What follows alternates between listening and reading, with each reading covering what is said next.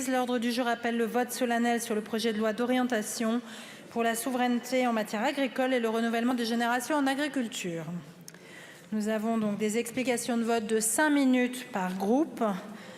La première va être portée par Monsieur Dominique Potier pour le groupe socialiste.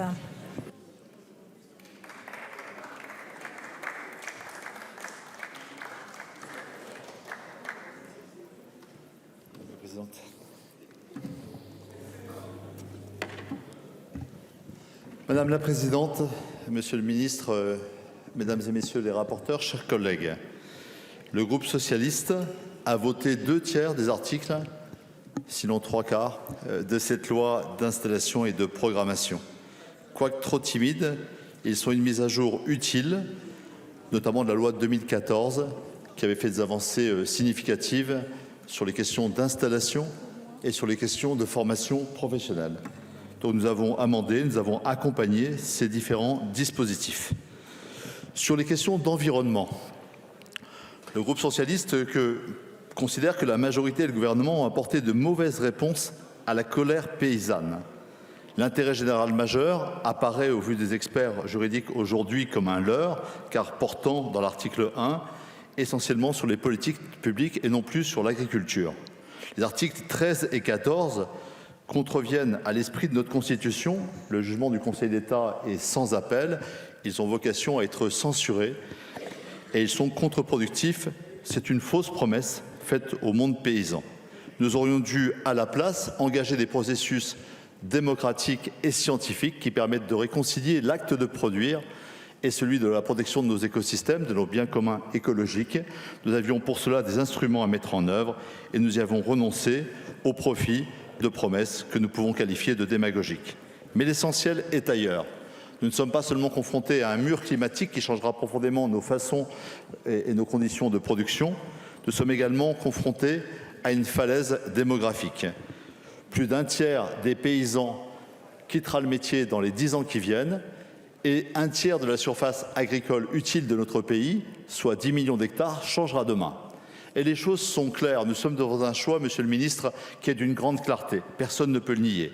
Soit ces terres iront à l'agrandissement, elles accéléreront ce phénomène d'agriculture dite de firme qui enrichit certains, mais qui appauvrit l'ensemble des agriculteurs, des autres agriculteurs, des territoires sur le plan social, écologique et économique. Les démonstrations ne sont plus à faire.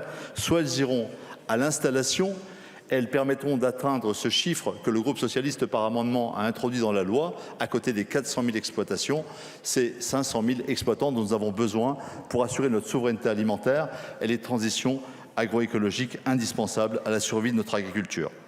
Nous savons très bien que sur le terrain, au quotidien, dans chacun de nos territoires, chacune de nos circonscriptions, nous savons que sont à l'œuvre des démembrements de propriété juridique, des aberrations en matière de travail délégué total. Nous savons que sur le terrain, le phénomène sociétaire n'a pas été canalisé, il a parfois même été amplifié par les lois sans passe-tout. Nous savons qu'une grande dérégulation est à l'œuvre et qu'elle ruine aujourd'hui les chances d'un renouvellement des générations.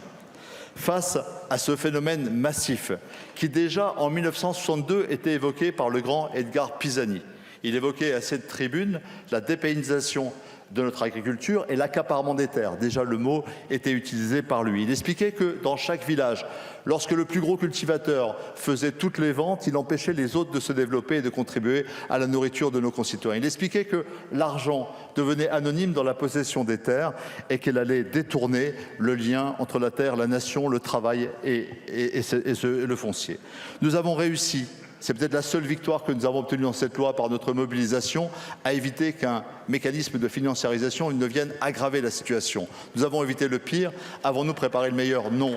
Parce que une dizaine de nos propositions, qui à défaut d'une grande loi, d'une grande architecture de réforme foncière qui est indispensable aujourd'hui, permettaient de réparer les manques et les failles de la dérégulation agricole, n'ont pas été acceptés par votre majorité. Ils ont été repoussés. Monsieur le ministre, nous avons eu des débats parfois très tendus sur ce sujet, sur cette question majeure du foncier. Je ne parle pas des autres manques de la loi en matière d'organisation économique, d'organisation du travail qui auraient mérité tant d'autres articles qui n'ont pas pu être possibles dans cette loi. Mais je voudrais vous le dire, monsieur le ministre, et à vous tous les responsables de la majorité.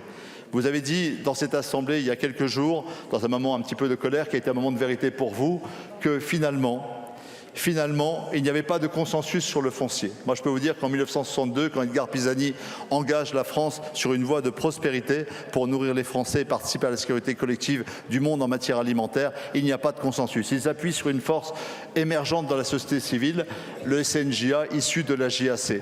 Il n'y a pas de consensus entre les propriétaires et les fermiers, mais ils tranchent.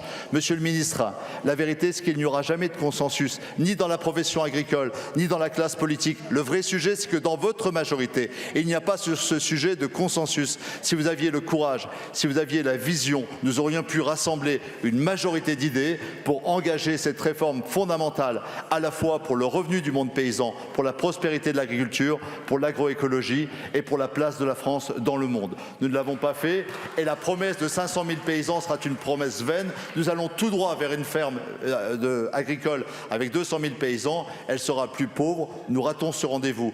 Notre vote contre aujourd'hui du groupe socialiste est un appel, monsieur le ministre, d'urgence à rassembler une majorité d'idées autour de ce projet fondateur pour l'agriculture du XXIe siècle.